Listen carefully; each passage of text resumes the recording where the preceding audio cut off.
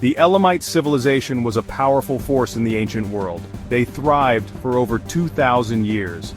Elam was located in what is now southwest Iran. This area is a mountainous region with fertile valleys. The Elamites were known for their unique culture and military prowess. They were skilled archers and horsemen. The Elamites were also known for their beautiful art and architecture.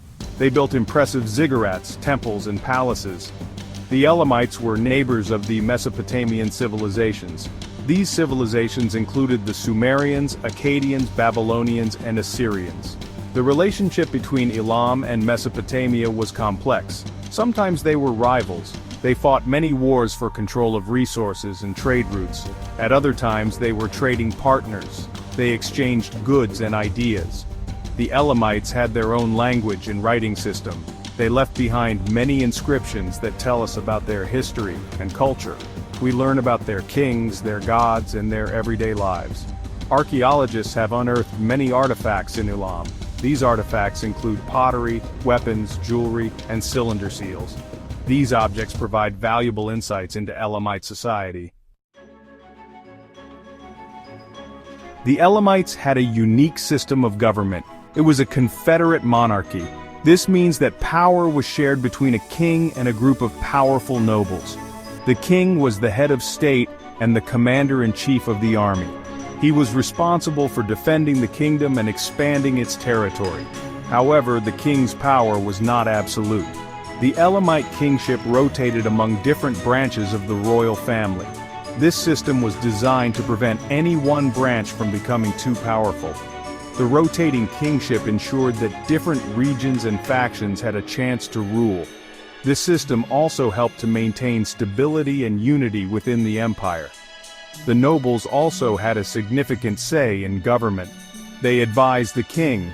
They also controlled their own territories and armies. The nobles often competed with each other for power and influence.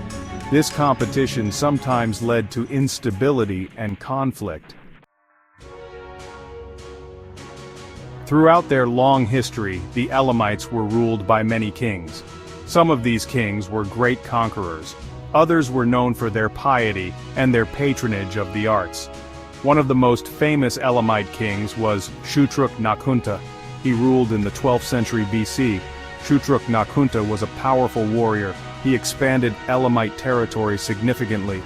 He also conquered the important Mesopotamian city of Babylon.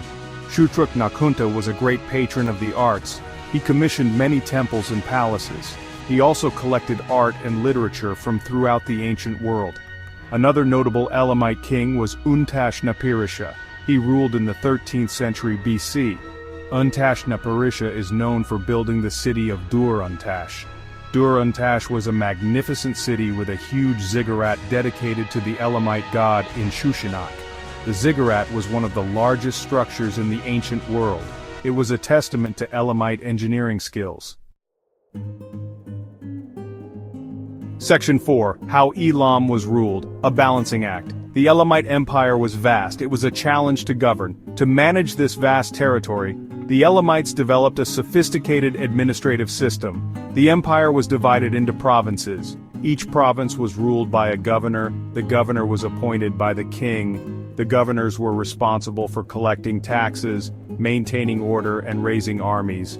In addition to the governors, the Elamite kings also relied on a network of officials and scribes. These officials kept records, wrote letters, and managed the empire's finances.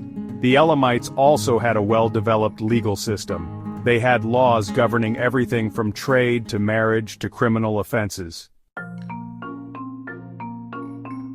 Section 5. The Voices of Elam. Languages of Power and Trade.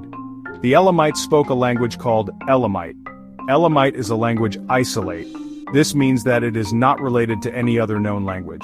The Elamites developed a writing system called Linear Elamite. Linear Elamite was used for a relatively short period of time. It was eventually replaced by Akkadian cuneiform. Akkadian was the language of diplomacy and trade in the ancient Near East. The Elamites learned Akkadian. They used it to communicate with their neighbors. Many Elamite kings and scribes were bilingual. They could read and write in both Elamite and Akkadian. Section 6. Elam's legacy echoes of a lost civilization. The Elamite civilization eventually declined. It was conquered by the Assyrian Empire in the 7th century BC. The Elamites never regained their independence. However, their culture continued to influence the region for centuries.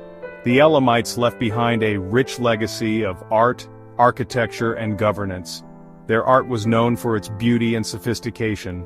Their ziggurats and temples were some of the most impressive structures in the ancient world. The Elamites were a unique and fascinating civilization. They made significant contributions to the history of the ancient Near East.